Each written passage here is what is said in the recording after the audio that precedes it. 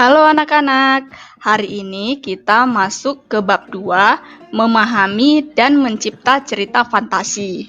Nah, pada hari ini kita akan mempelajari kompetensi dasar 33, mengidentifikasi unsur-unsur cerita fantasi yang dibaca dan didengar. Adapun tujuan pembelajaran ini adalah yang pertama, kamu diharapkan mampu memahami definisi cerita fantasi. Yang kedua, kamu diharapkan mampu mengidentifikasi karakteristik unsur cerita fantasi. Yang ketiga, kamu diharapkan mampu memahami jenis-jenis cerita fantasi. Mari kita saksikan cuplikan video berikut.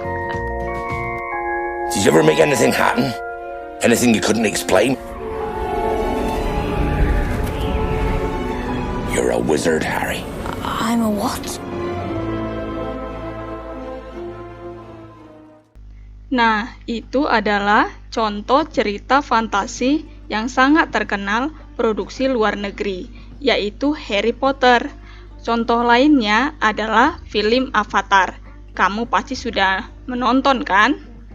Indonesia juga memiliki penulis hebat cerita fantasi. Di antaranya adalah Ugi Agustono dengan karyanya berjudul Nataga the Little Dragon. Dan ada juga Joko Lelono dengan karyanya berjudul Anak Rembulan. Tahukah kamu apa itu pengertian cerita fantasi? Teks cerita fantasi, nama lainnya adalah teks imajinasi.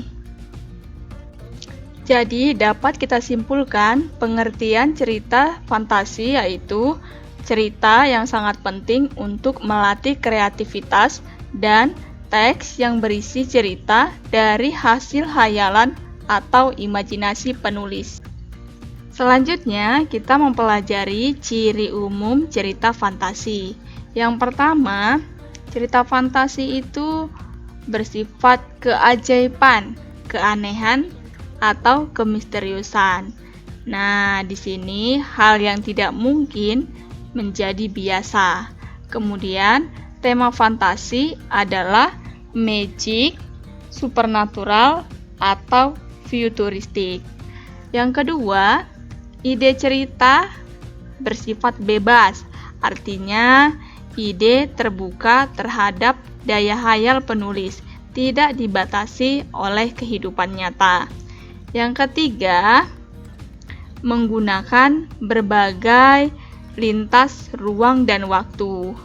Jadi, pada satu peristiwa boleh memiliki dua latar, boleh kehidupan sehari-hari atau yang tidak ada pada kehidupan sehari-hari. Yang keempat, tokoh bersifat unik. Nah, biasanya cerita fantasi diberi watak dan ciri yang unik yang tidak ada dalam kehidupan sehari-hari. Yang kelima, bersifat fiksi atau fiktif, yang berarti bukan kejadian nyata. Cerita fantasi bisa diilhami oleh latar nyata atau objek nyata dalam kehidupan, tetapi diberi fantasi.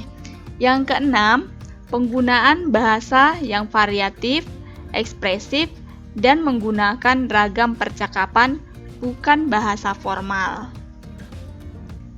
Selanjutnya, kita masuk ke dalam jenis cerita fantasi. Berdasarkan kesesuaian dengan dunia nyata, cerita fantasi dapat dibagi dua. Yang pertama, fantasi total, yaitu semua yang diceritakan tidak terjadi dalam dunia nyata.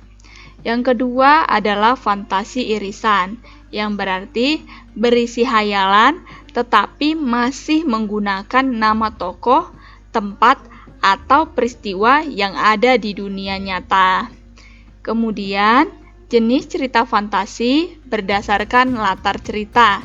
Yang pertama, ada lintas waktu, yaitu menggunakan dua latar atau lebih dalam satu cerita.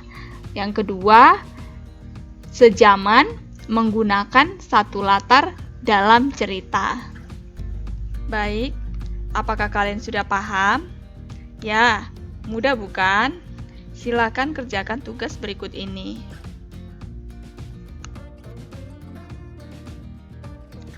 Demikianlah pembahasan kita hari ini. Orang boleh pandai setinggi langit, tapi selama ia tidak menulis, ia akan hilang di dalam masyarakat dan dari sejarah. Menulis adalah bekerja untuk keabadian. Pramudia Anantatur. Selamat belajar.